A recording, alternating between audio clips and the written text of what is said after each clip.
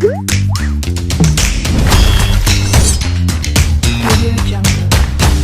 Friends, எல்லாத்தையும் காயத்ரிஸ் கிச்சனுக்கு welcome பண்ணிக்கிறேங்க. ஒரு சூப்பரான கோழி வறுத்த கறியோடு உங்களை மீட் பண்ணுறேங்க. வாங்க எப்படி செய்யுதுன்னு பார்க்கலாம். அட்டகாசமாக இருக்குங்க. அடுப்பில் பேன் வச்சுக்கோங்க, நல்லெண்ணெய் ஆட் பண்ணிக்கோங்க. ஒரு 2 குழிக்கரண்டு சோம்பு 1 ஸ்பூன் ஆட் பண்ணிக்கோங்க. நல்லா சோம்பு பொரியட்டுங்க. ஒரு சாம்பார் சாதம், ரச சாதத்துக்குள்ள அருமையான ஒரு சைட் டிஷ்ஷுங்க இந்த கோழி வறுத்த கறி.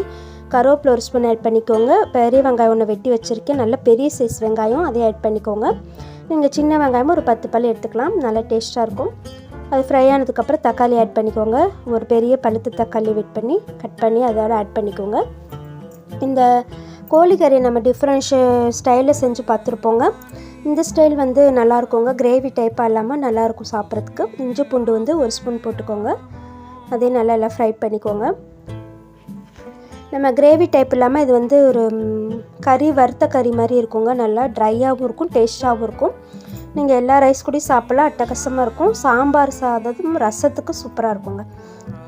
அதை நல்லா ஃப்ரை பண்ணிக்கோங்க. தேவையான அளவு மஞ்சள் தூள் ஆட் பண்ணிக்கலாம், 1 ஸ்பூன் போதும்.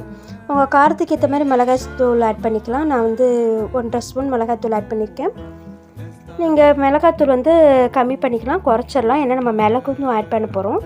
1.5 ஸ்பூன் மிளகாத்தூள் ஆட் பண்ணியாச்சு. மல்லித்தூள் ஆட் பண்ணிக்கிட்டிங்கன்னா நல்ல வாசமாக இருக்கும். 1 ஸ்பூன் மல்லித்தூள் ஆட் பண்ணிக்கோங்க. சிக்கனுக்கு தேவையான உப்பு ஆட் பண்ணிக்கோங்க. உப்பு கம்மியாக சேர்த்துக்கோங்க சிக்கனுக்குலாம். அதுக்கப்புறமேல் நம்மளோட 1/2 கிலோ கோழிக்கறி வந்து நல்லா க்ளீன் பண்ணி மஞ்சத்தூள்லாம் போட்டு கழுவி எடுத்து அது வச்சுருக்கேங்க. அதோட போட்டு மிக்ஸ் பண்ணிக்கலாம். இப்படி ஒரு பரட்டு அப்படியே திருப்பி விடுங்க. சூப்பராக மிக்ஸ் ஆகிருந்துருங்க. அவ்வளோதாங்க. மிளகுத்தூள் இந்த ஸ்டேஜில் 1 ஸ்பூன் ஆட் பண்ணிக்கிறேன். உங்கள்கிட்ட வந்து கரம் மசாலா இருந்தால் ஆட் பண்ணிக்கலாம், இல்லாட்டி சிக்கன் மசாலா, நான் வந்து ஆச்சி சிக்கன் மசாலா ஆட் பண்ணியிருக்கேன், அது 1 ஸ்பூன் ஆட் பண்ணிக்கோங்க. நல்லா வாசமாக இருக்கும். இந்த ஸ்டேஜில் வந்து கறி வேக ஆட்டோமேட்டிக்காக தண்ணி ரிலீஸ் பண்ணும். நீங்கள் தண்ணி வந்து கொஞ்சமாக சேர்த்து நல்லா வேக விடுங்க. கறி நம்மளுக்கு வேகணும். இந்த அளவுக்கு தண்ணி போதும். ஆக்சுவலாக தண்ணி நிறையா ரிலீஸ் ஆகிடுச்சு. அந்த தண்ணி சுண்டுற முடியல் வெயிட் பண்ணுங்கள். நல்லா சுண்டி வந்துருச்சு. இப்போ வந்து அடுப்பை வந்து லோ ஃப்ளேமில் ஃபுல்லாக வச்சுக்கோங்க. ஒரு பெரட்டி விடுங்க. நல்லா லோ ஃப்ளேம்லேயே வச்சு பெரட்டி விட்டுட்டே இருங்க.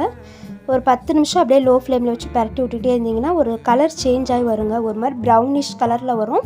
இந்த ரெட் கலர் போய் ஒரு ப்ரௌனிஷ் கலரில் வரும். அதுதாங்க இதோட பதம். நம்ம கோழி வறுத்த கறியோட பதம்.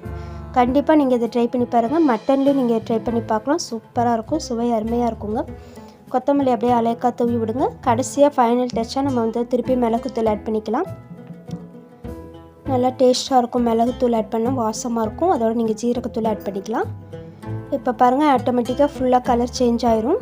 அப்படியே 10 நிமிஷம் வச்சுருந்தீங்கன்னா நம்ம மசாலாலாம் அப்படியே ட்ரை ஆகி வந்துடும். அப்படியே நீங்கள் எல்லா ரைஸும் தொட்டு சாப்பிடலாம். இந்த வீடியோ உங்களுக்கு பிடிச்சிருக்குன்னு நினைக்கிறேன். பிடிச்சிருந்தா நம்ம காயத்ரிஸ் கிச்சன் சேனலை லைக் பண்ணுங்கள், சப்ஸ்கிரைப் பண்ணுங்கள், கமெண்ட் பண்ணுங்கள். வேறு ஒரு சூப்பரான வீடியோட உங்களை சூப்பராக நான் மீட் பண்ணுறேன். நான் உங்கள் காயத்ரி. ஓகே, டாடா, பை பாய்.